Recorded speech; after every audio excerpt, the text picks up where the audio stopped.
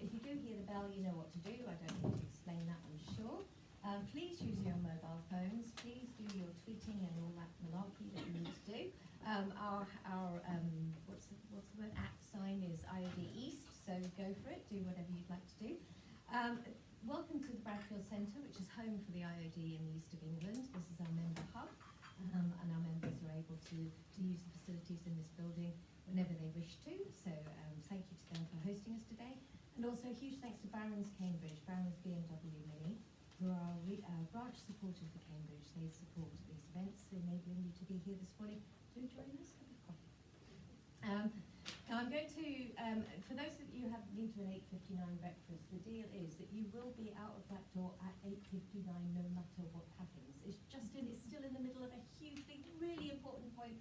I will kick him off the stage because that is the deal, that you are on the road out to your day job at 8:59, and Justin's very, very aware of that, which is great. So I'm going to ask you to have a quick look at the future events on the back of your brochure that you hopefully collected on the way through. I'd like to really draw your attention to the 3rd of October. We have the amazing Lord Geoffrey Archer. In fact, I'm not allowed to say that. It's either Lord Archer or Geoffrey Archer. I learned this etiquette, which I'm sure most of you probably know. So Lord Archer is going to be telling us about his interesting stories, which I'm sure he's got quite a few of, on the 3rd of October, but many other events as well. So you're here because you've probably been very, very engaged in the topic. I know a number of you who have spoken to over coffee, you've said this is exactly what you wanted to learn about.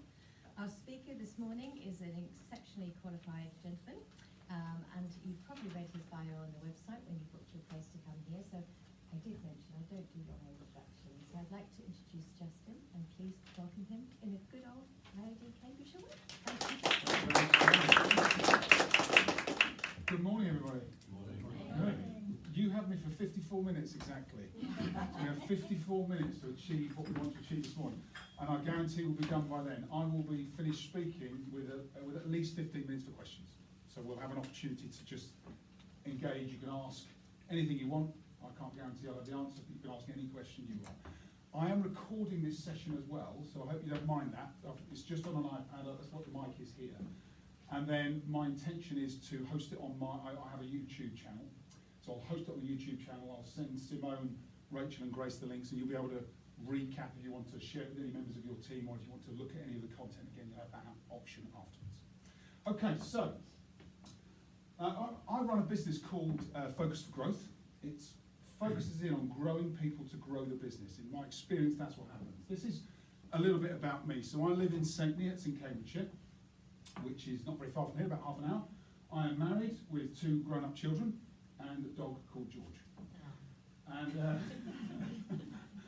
I firmly believe, over the years, in business, as a business leader, my experience, as you can see from kind of my high-level resume, is in selling, business development, running sales teams, then leading businesses across multiple different sectors.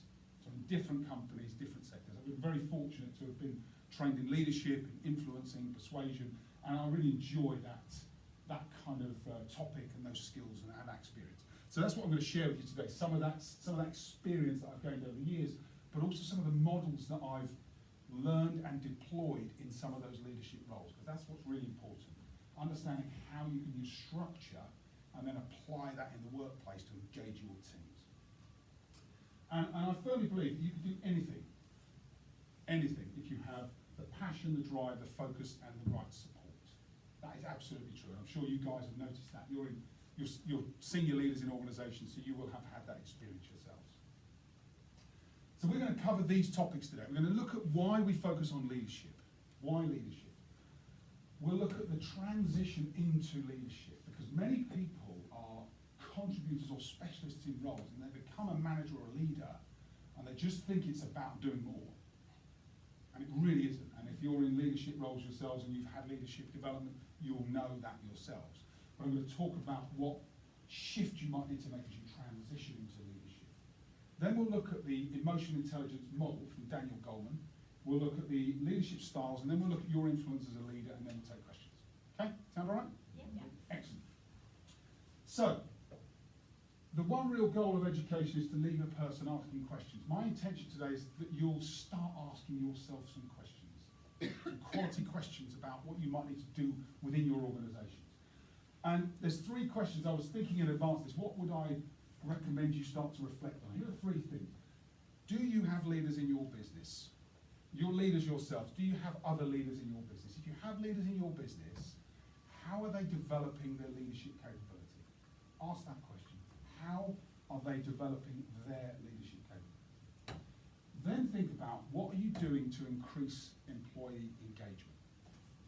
So how are your leaders developing their leadership capability? What are you doing to focus in on increasing employee engagement? And we'll talk about why that's important next.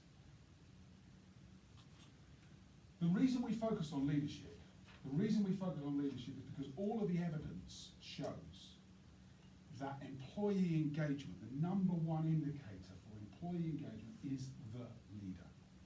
You can work for the best company, you can have the best products, but if your leader isn't somebody that can be trusted and that you have respect for, all of that is diluted. The leader is absolutely fundamental to employee engagement. And there's multiple research studies. ADP, the Research Institute, found in an extensive study of over 19,000 people across the world that trust in the leader, if the employees trust the leader, they are 12 times more likely to be engaged if they trust the leader versus those people that say, actually, I'm not sure I trust the leader. 12 times the difference in engagement. Gallup study found that for those organisations where they had high trust in leadership, and the employee engagement scores were higher, 12% higher profitability for those companies where they said the employees are engaged, they trust the leader. WTW, they found in the research they've done, there's a 5% difference in revenue between those companies where they have highly engaged employees versus their employees that are just coming to do the work. DDI, if employees are engaged, higher engagement levels, they are 4 times less likely to leave the employer in the business. So the retention is increased. 4 times higher retention in companies where there's higher engagement and they trust the leader. There's a direct correlation between employee engagement and client satisfaction. So the clients your business serves are going to be 4 times more likely to get better service if your employees are engaged and if the leader is doing the work that you need them to do. And then finally, 31% of companies who have grown, so this is about your business and its ability to grow, are using either external coaches or leadership development to fuel that growth through the leader. So I don't know if you guys have experienced leadership development and what you know about the different leadership styles, but this is a great quote. I love this quote from Bernard Barrett. If all you have is a hammer, everything looks like a nail. I don't know if you've worked for leaders who have one style, and that style might be, I'm just going to keep drumming it in until I get what I want. Or it might be, I can't address issues, so I just let them rumble on. Or I don't know how to build a culture, so I let it just form itself. If you don't understand the different types of leadership style, then you can't move your organisation forward. And we're going to talk about those styles and how you can start to integrate that into your organisations this morning. Before we go into the different styles, I want to talk about transitioning to leadership. I went on an incredible leadership development program early on in my career when I first moved into leadership. And I was taught 3 guiding principles that stuck with me right the way through my kind of 20 plus years as a leader. And the first one is that when you move into a leadership position, alongside doing your job, okay, so you can't stop doing your job, you still have to perform.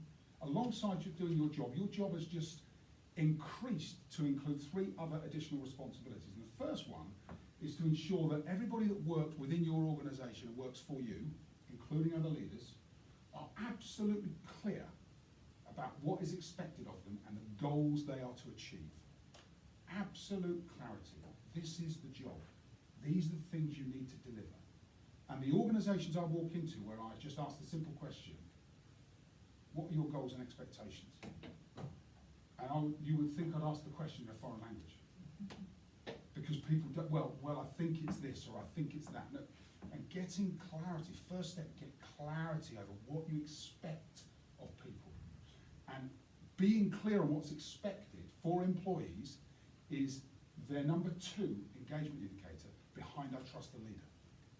Am I clear on what's expected of me? Because if you're not clear, how enjoyable is your role? Not very enjoyable. The second thing that you now have responsibility for is to create energy, motivation, and engagement. So I need my people to be clear as a leader on what's expected of them, and I need them to feel energized, motivated, and engaged to deliver what they now know is expected of them. Right? Obvious, isn't it? Obvious. Yeah. Common sense is not always common practice, is my experience. We might know it, but we don't necessarily do it. Energy, motivation, and engagement. The third key area is growth and development. And that is to enable that person, because the amount of times I hear it comes, well, there's nowhere for me to go. There's no succession plan. It's not about growing into future roles. It's about growing into becoming the best contributor at that role. So it's your job as a leader: clarity, energy, growth and performance. How do I help that person become the best at what they do? Okay? So they're the 3 key principles in advance of developing leadership capability. Take those 3 things on board as you transition into a leadership role.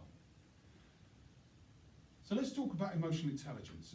Everybody will have heard about emotional intelligence. That's why you're in the room, I guess.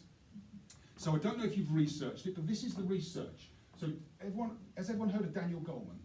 Yeah, okay, great. So he's the kind of founder of this model. He's the guy that co-authored it and structured it. So there are 4 key components to emotional intelligence. And if you look at the evidence, I don't know if anybody's read that book, The New Leaders.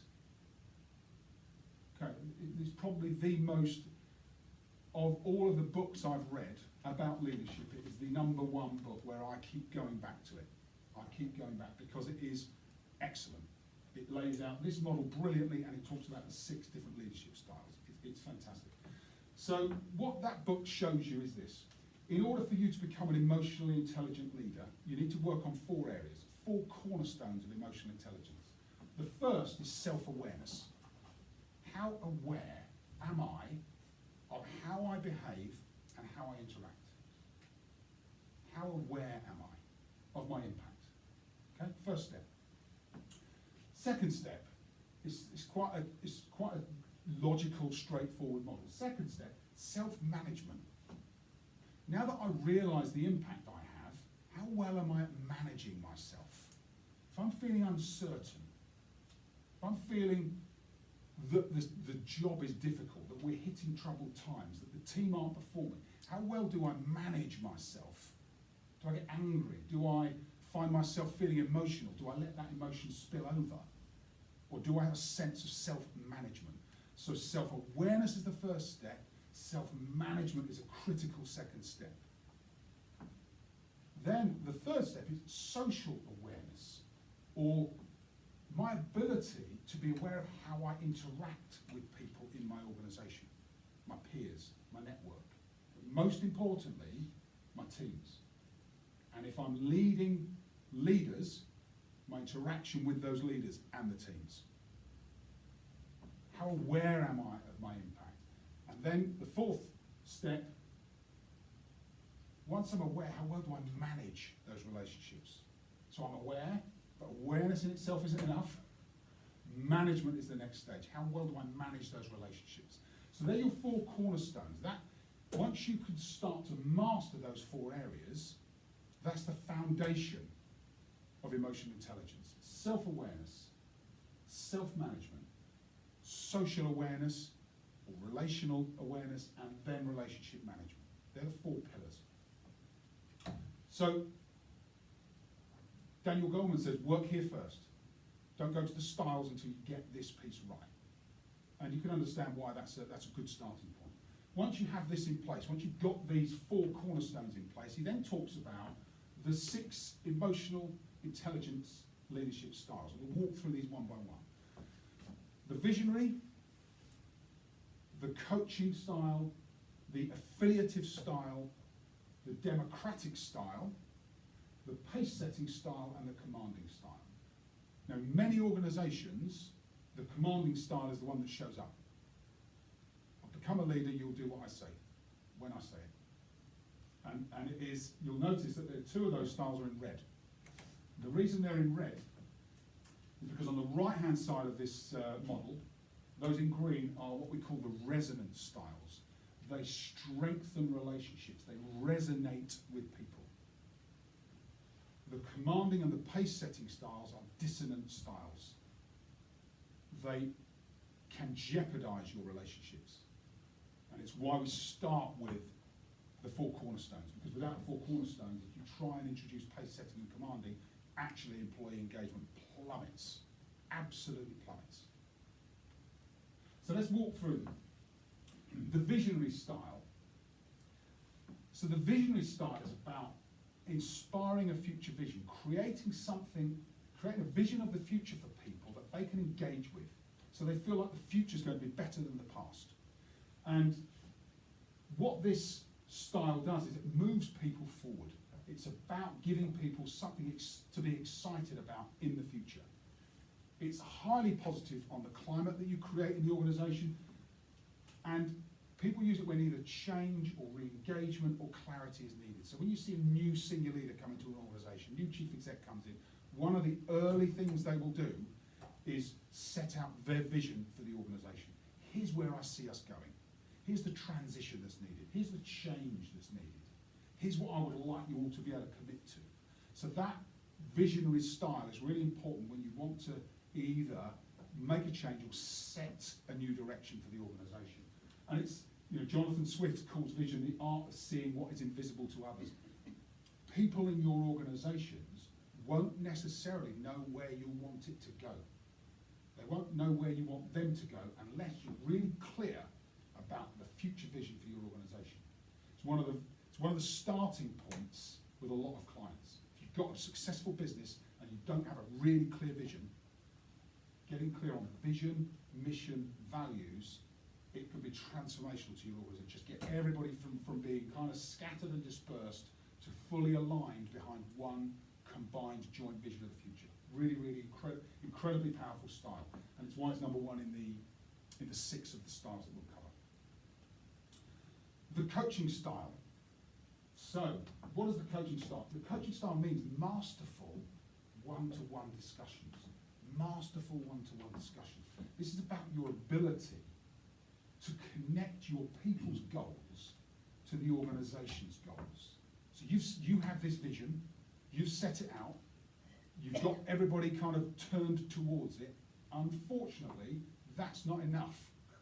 You have to be able to then individually talk with members of your team, listen, ask questions, understand, and then help them make that connection themselves between your organisational vision and their visions so that they become connected.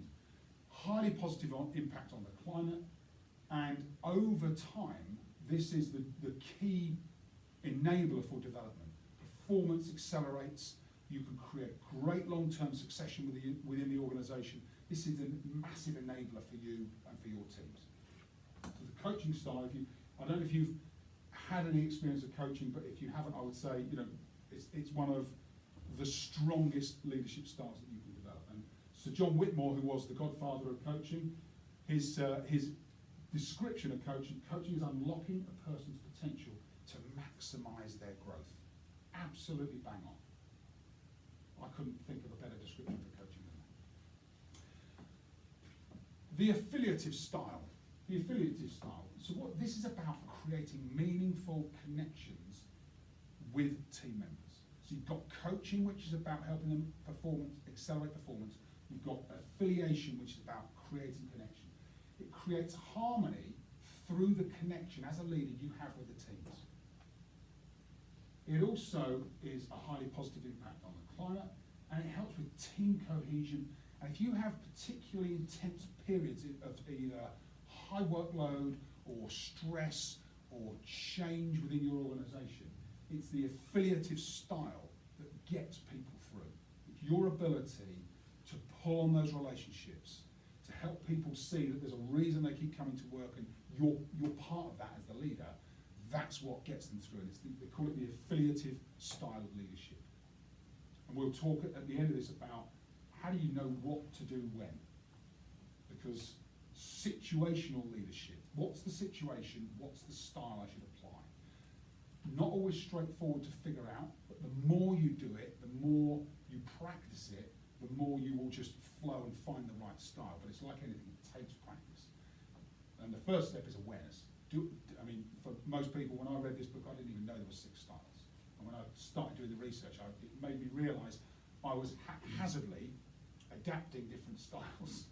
And sometimes I was dipping into one or the other. But actually, once you start to become intentional about which style you're using, it really does make an impact. And John Wolfgang von Goethe says, a great person attracts great people and knows how to hold them together. That's a great descriptor for this, about holding your teams together once they're in place. The democratic style. So, this is about teamwork and collaboration. So you've got your one-to-one connections through the affiliative style, and then you've got the ability to create a team environment, foster that collaboration, and get the team to perform. That's the democratic style. And it's about valuing the input that you get from your teams through their participation in either your organisation, through workshops, through meetings, through discussions, a highly positive impact on the climate, and it gains consensus and employee ideas. It's about enabling your teams to see the value they bring into the organisation and then use that as part of the strategy and the tactics that your organisation takes forward into the future so that you're successful, they're bought into it, and they see that what they're contributing actually makes a difference to the company. And Eisenhower said leadership is the art of getting, I love this, getting something you want done because they want to do it. Great, isn't it? Getting something that you want done because they want to do it. And that is it in a nutshell. The pace-setting style. So this was my go-to style as a leader before I learned about these styles. And if you think about it, it's continual delivery and improvement at pace. So we're continuously delivering and then improving that delivery at pace. And if you are a pace-setting leader and you have people in your teams who are highly capable, they will love that environment. Mm-hmm. The challenge is it's probably about 10 to 20% of your workforce. So the other 80 to 90 feel absolutely burnt out by a pace-setting leader, and it took me a while to learn that. And it's great because it helps meet challenging goals. If you have tight deadlines, you have projects that need to be delivered, there are certain times when you need to lift performance of the team. Pace-setting style is really effective. You have to be really, really careful how you do it and how long you do it for, because it will burn you and other people out. And it's difficult to spot. It becomes a blind spot for you. If that's your hammer, and it was my hammer at one stage in my career, it can be really difficult for teams to even give you the feedback, because most of the time, the ones that are left behind are the ones that need the most support. And if you're not recognising that, they can't tell you either, because they're feeling as if they're not keeping up already. So they can't then say to the leader, not only am I not keeping up, but I think the style's not right, I think it's becoming stressful. And so people will vote with their feet. Mostly negative impact on climate, according to the research by Goldman and his team. And that's because of poor execution. Because most people sustain the pace-setting style too long, or it's their go-to style too often. And then there'll be certain people in your organisation that are highly motivated, gains results from the capable, motivated team members, but they're not in the majority. Unless you've assembled the Avengers or something, and everybody is highly capable, then fill your boots. But in most organisations, that's not the case. We have a spread. We have a spread of people. And Gandhi says there's more to life than increasing its speed. And actually, in the book, in this chapter of the book, Goldman goes back and says, sometimes you have to slow down to speed up. Sometimes you have to slow down to speed up, because we are always switched on, aren't we? There's stuff coming at us all the time. This is about, this style recognises that there's a time and a place for it, but understand where that is, using sparingly. Then the final style is the commanding style. So this is the kind of direct and demand. I direct and demand. This is what we need. Just get on and do it. I have lots of conversations with leaders that adopt this style as their go-to, and the conversation normally starts with, I just don't understand why they don't do what I asked them to do. I just don't understand it. I can't. Why aren't they doing it? And it's really interesting. It's because in certain situations, this actually is a very effective style. So if you're in a difficult situation, actually, if your business is in trouble, it can really help provide direction and soothe fear amongst an organisation with a commanding leader, because they think at least that person's got it under control, or at least they're at the helm. And it can work again through short bursts with in the right situation. It can also, it can kickstart a turnaround, but it's also good, if you've got someone that's in a poor performance situation over time, that person very often needs an intervention. And the commanding style at that point of intervention is the right approach. But it has to be followed up then by another style, like the coaching style, or the authoritative style, or the democratic style. So it's good for a very short intervention, but beyond that, it can become very negative on the client. And I don't know if you guys have worked in organisations where you have a commanding style of leader. I certainly have, and for over short periods of time it's sustainable, but once you get beyond a certain period, you see the organisation just disengage. And then when the leader walks in the room, they'll kind of perk up. As soon as they're gone, disengage. So it's about whether or not they will do what you need them to do when you're not there. I heard a quote recently, management is about people doing what you do when you're there. Leadership is about people doing it when you're not. And it's really, that is another kind of, I think, quite a good barometer of whether or not you're getting the right approach with your organisation.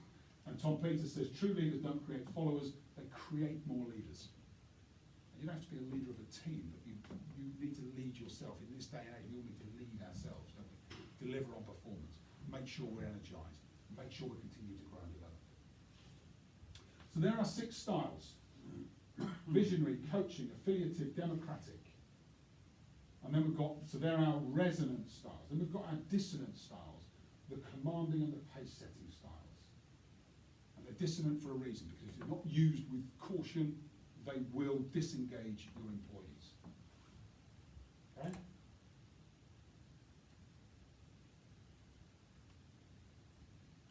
I'm clicking if I'm moving.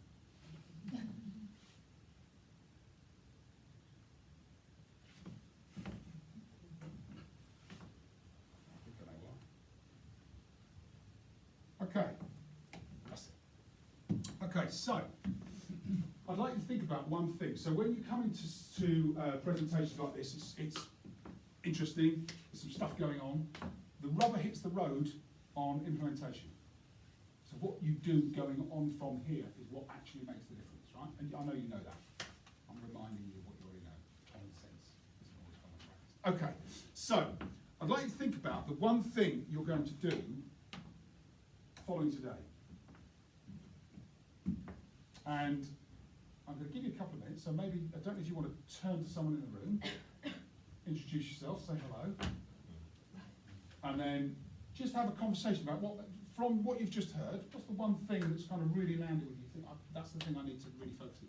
So if you, 2s or 3s or whatever, just quick introduction, and then we'll come back and hear what you've got to say, because I've been really interested. Over to you. No, we could do 3 or 4 things.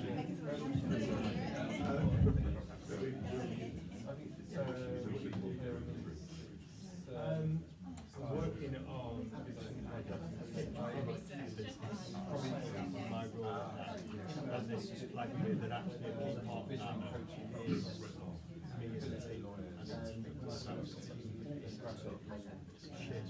yeah, those who do the humanity, every now and then they do say something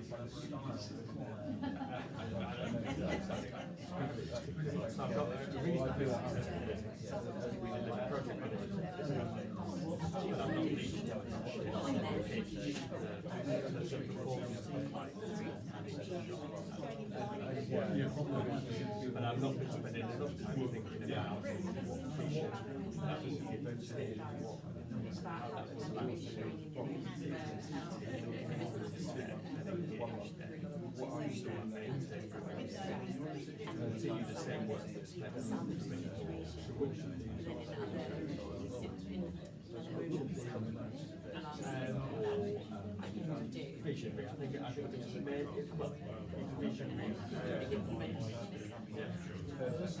styles themselves are reasonable.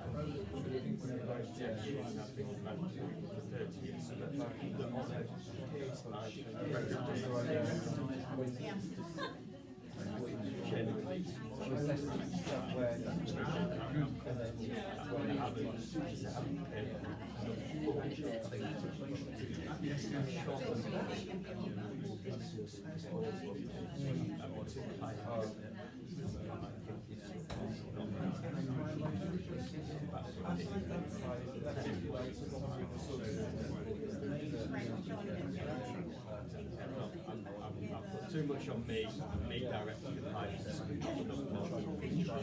They are the ambassadors for the pilots.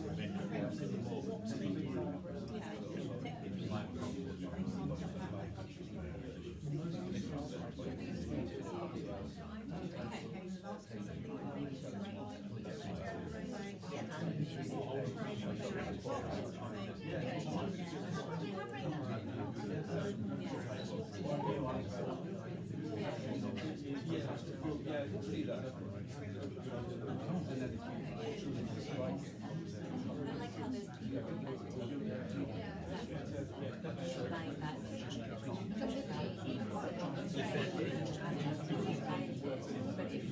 Some of that is kind of the scope of the pirates.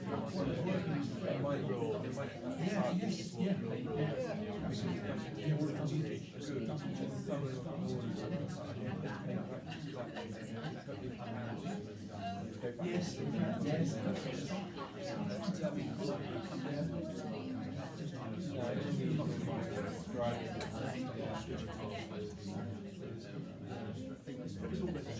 Yeah, no, good, thank you. I appreciate it. That's good to hear though. Okay, how are we getting on? Exhausting.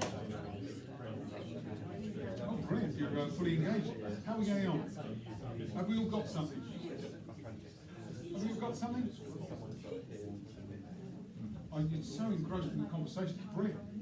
What have we got? Who wants to kick us off? Ah, brilliant, thank you. Yep. So I was just saying, I think for me the styles I've got to get crystal clear on it, because I think, like you said, the haphazardness of flipping between the styles, and I think that's a bit of your self-conscious, self-awareness yourself, isn't it? Right. Yeah. Sort of flip. I think being crystal clear and actually stepping back, so you actually sort of observing before going into sort of to apply the style. I think I want to get crystal clear on that, so then I can apply. Okay, this is the situation. Actually, let's apply this style rather than sort of do it from, I suppose, feeling, gut feeling. Yeah. And So I being think that will- intentional about it in advance. Yeah, and I think that will then help the people receiving that, because then it's clear to them. Yeah. Yeah, good, thank you. And so have you got enough information about the different styles? I mean, we'll have access to this video so you can look back again. I'm happy to send the slides as a PDF so that you can use them as reference. Perfect. Yeah, I'm going to go and get the book, I think, as well. So I've got Yeah, the manual. So yeah. Yeah. Excellent, thank you. That's great insight. Excellent. What else have we got? Yeah. So we had a slightly different conversation as two external consultants and a lawyer. Oh, interesting. And we kind of found that we tend, because of what we do, to spend an awful lot of time commanding and pace setting, because that's what we're brought in for, to affect change. Yeah. And those are styles that are probably quite well suited to when change needs to happen. So, Yeah. so we feel very hampered in being resonant people, because they pay us to be dissonant. Well, as long as they're resonant off the back of your dissonance, that's Absolutely. Yeah. So yeah, it was an interesting reflection for me, thinking about, well, how can I help my clients then embed this effectively? You know, when they get rid of the scapegoat they brought in to tell them what to do. You know, how can they then embed that effectively in their organisation? It's a they tend to be short projects then, you're kind of parachuted in and they're off. Relatively few months. Yeah. Yeah, sometimes I'm involved in projects which are much longer term. And one of the challenges I see is that I have a series of leaders on a major corporate board where they have totally different management styles, and very quickly you're trying to gauge the feeling of the organisation. You'll say their front window might well be a certain management style, a certain direction of the company. It's only once you start drilling down and you see, well, who actually is the main stakeholder here, who's the one that's driving the business, and often it's something completely different. So you're always having to double guess, shall we say, some of these types of people. So both their IQ and their EQ in particular, and how that balances, and how very quickly to get into a team. So whether you're a consultant, I think, or whether you're taking over a new role, it's that first 60, 90 days, should we say, when you're trying to get a handle on where this organisation is and who are the really essence of the people that are in it. Interesting. I think it's interesting, a couple of styles you mentioned there, and picking up on that point. We tend to work with the willing, because as you say, the window is completely different to what's behind it. If they're not ready, it ain't going to work. Yeah, we love this style. Are you ready? So I think that authenticity and integrity of the leadership is massive, because it won't work unless they wanted to. Simple as that. Yeah, you're absolutely right. But the leader has to recognise that and be prepared and able to flex your style. Yeah, as you've just been talking about that, it's interesting. I find myself, I do a lot of organisational training, I do a lot of one-to-one senior leader coaching, and you will recognise this trait. I'll ask you a question. So the question, most questions I ask start with, what outcome are you looking to achieve? And getting an answer to that question is really, really interesting. Sometimes I have to ask it 5 times. And in a very open, Yeah. questioning way as well. Oh, just a big smile on my face. Yeah. That's brilliant. That's really interesting. Do you remember the question I asked? What outcome are you looking to achieve? And I smiled, they smiled. Didn't I answer? I said, well, I'm not clear. I don't know. Are you clear? And they kind of go, no, I'm not clear. And that's the coaching style. So the coaching style, it is also dependent on your ability to hold the space. Ask a question, recognise the question you've asked, and hold the space. And if someone doesn't answer, and then they finish talking, and you've got, because most people then move on. Can't move on, you've got to go back and say, actually, the question I asked was, what outcome are you looking to achieve? It's really interesting. It's great. Big smiling face, build rapport, do all the right things. But that's the same with team members. People in your organisations, you'll ask them, now that you know this, start to recognise it in yourself. You'll ask a question, and very often people don't answer your question. They'll give you something else, and then we move on. You can't move on. Coaching style teaches you ultimate accountability. How do I help people to see that they aren't answering their own questions? And as consultants and organisations, you're going to find that very often. That's why you're having to defer to the commanding and the pace-setting style. Because they're not coming to the conclusions, so you're having to do it. But actually, if you can, I would say, think about the coaching style. That'll help you know it. Great insight. Thank you, Simone. Yeah, I was speaking with Kevin, and I said I was concerned about being a pace setter, because it's like 10 to the million, and I love change and blah, blah, blah. Yeah. And Kevin was good, and I said, you know, that worries me with my team. Thank you. Yeah, you were good. You were Giving great. me good ones. But Kevin actually said to me, do you expect your team to be the same as you? And I was like, no, not at all. I'd be absolutely devastated if they were. And he said, well then, therefore, it shouldn't be a problem. But that's what you said, wasn't it? You know, Yeah, if I'm not expecting it from other people. But they can see you doing it, so they might expect it. Yeah, That's well, I yeah. don't know if my lovely ladies here. I hope not. I do. I'll ask them later. Yeah, absolutely. So when Simone's working till 9 o'clock at night, they're still here. Yeah. Doesn't want you to be here. But this is a great example though, because that leadership style at the state that the IOD is in the East at this moment is exactly the right style that is needed at this time. Sure. You know, it needed a kick up to arse, it needed direction, it needed energy, and you provide all of those, and that's exactly what we should do. It's right, it's right for the situation. Yeah, situation. Yeah.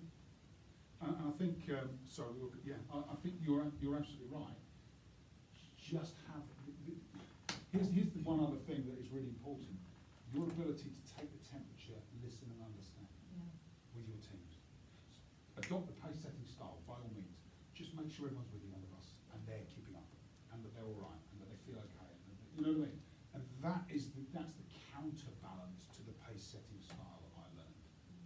Drop into coach so that you pace set and drop into coach so that you can say to people, let's just check you're okay. Talk to me about how you feel. Yeah, I mean, you know, just mentioning another member, Cassandra does motivation mapping, and when we did the motivation mapping for the team, it was brilliant to see that we've all got different motivations and most are being met.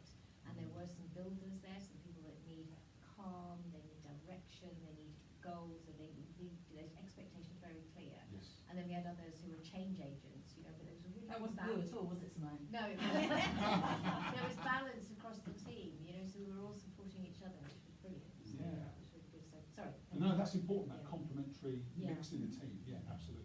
Put me back in my box, basically. Yeah, but that's good that there is that, you know, a desire from you to listen and the ability for the team to be able to do it.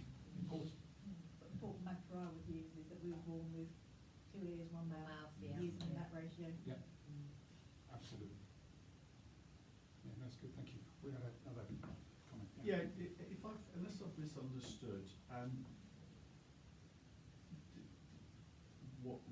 what you're trying to do in terms of leadership, in terms of nurturing people, that seems to be predicated on the assumption that every employee in every organisation secretly wants to be better than they are and move forward and grow and things like that. And I've encountered lots of employees in organisations, generally, without being disrespectful at sort of low level, who have no wish at all to move on or be better. They just want to come in at 9 o'clock, do a job they know how to do, falling off a log, that way it's not stressful or stretching them or whatever, go home at 5 and get paid, and that's what they want. They don't have any, or appear to have any enthusiasm of being better or moving up the tree or anything else like that.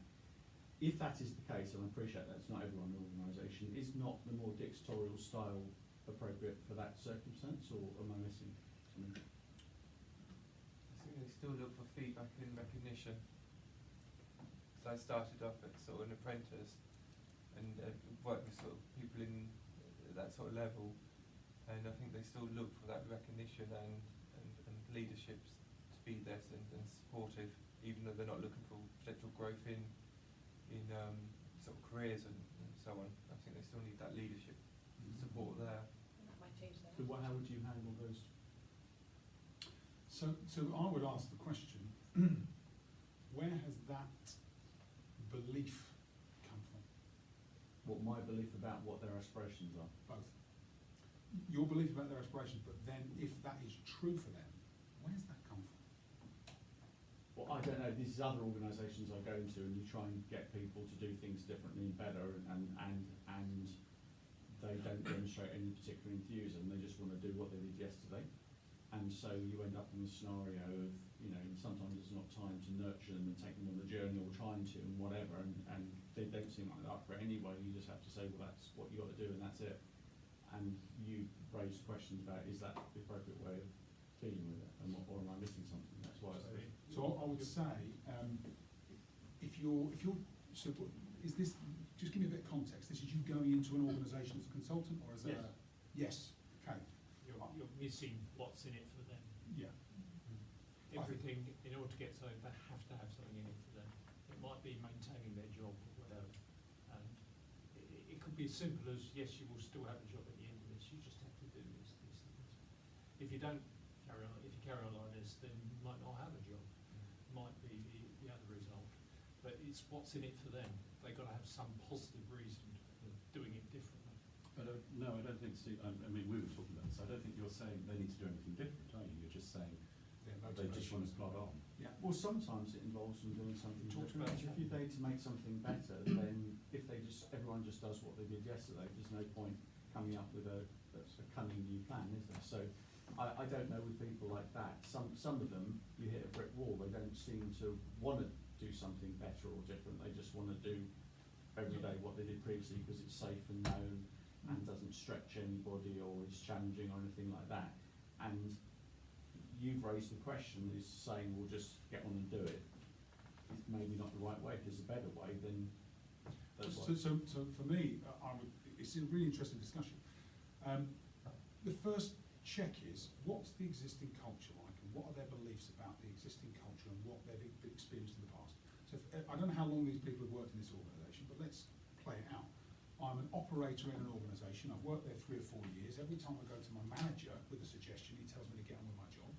Every time I try and engage, my feedback's not listened to. I don't feel particularly committed to it. And over a period of time, I've been conditioned to accept my lot, and I just do it, and I'm working 9 to 5, and actually, solve it. The organisation don't appreciate me.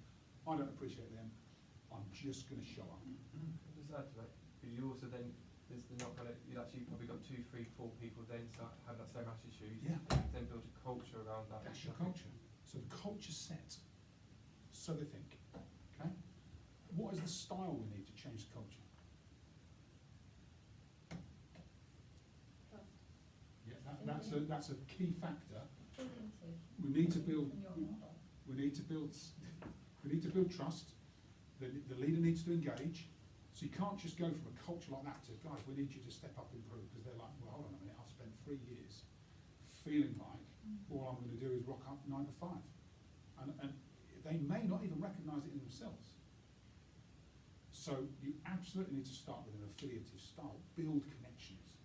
How do I connect more deeply with that person so I understand their true motivations? Because I don't think, personally, I don't believe there's a person on the planet who wants to show up 9 to 5 and just do their. But this is what I'm saying. So There isn't your it? whole systems, 5 or 6 There are approaches, people like that. is predicated on the fact that even in an outwardly unmotivated person, there is inside a person who would like to be different and be Yeah. more interested and engaged. Yeah, so has anybody heard of Daniel Pink? Yeah. Okay, so Daniel Pink's model of intrinsic motivation, okay, the map of intrinsic motivation, it is for everybody exactly the same. Okay, your culture, the environment, your leader impacts whether or not you can actually access it. But the 3 key things are mastery. I want to feel like I'm progressing, getting better, doing something, improving in my life. And if people can't get it at work, they'll get it somewhere else. I bet if you ask all of those people that are in those situations, what do you do to develop yourself outside of work, they will be doing something. They won't be going home and just sitting watching telly. They'll be doing something. Mastery is the first thing. We all need to continue to develop and master something. Autonomy is the second. If I feel like I have autonomy in the workplace, I have some impact over the decisions that are made, I feel like I'm contributing, it's the second of the 3 keys to intrinsic motivation, autonomy. People in those roles will not feel like they have any autonomy. So their engagement's plummeted. And their motivation, intrinsic motivation is plummeted. Third one is purpose. Do I actually understand why I do what I do?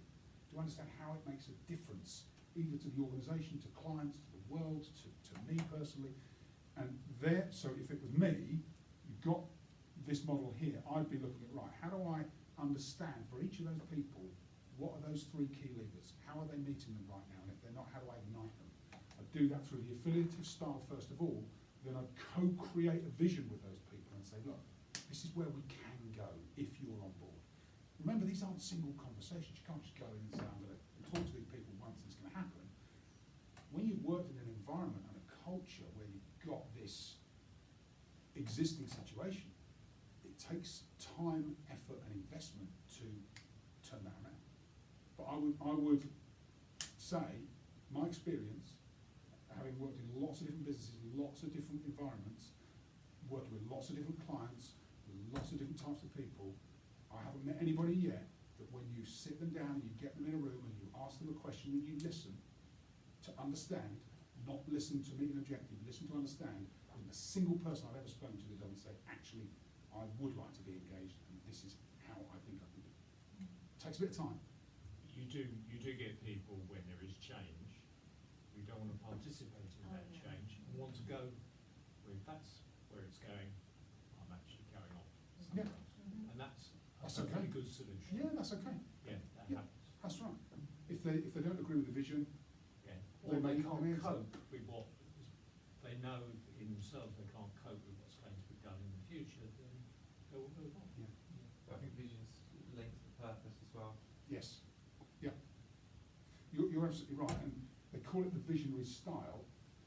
One of the, in the visionary style, there are three kind of key pillars for me. You've got vision, which is where you're going. You've got mission, which is why you're going there. What is it the organisation does? What's the difference you make? And you've got values. What are the standards, the practices, the principles that we will adhere to that will enable the team to get there together? Because without values, you end up with some of the behaviours that you see in organisations. Vision, mission, values. All three kind of codependent. Please do. I think Yeah. overarching all of that is purpose, which is why do we exist at a fundamental level before we look at any of that.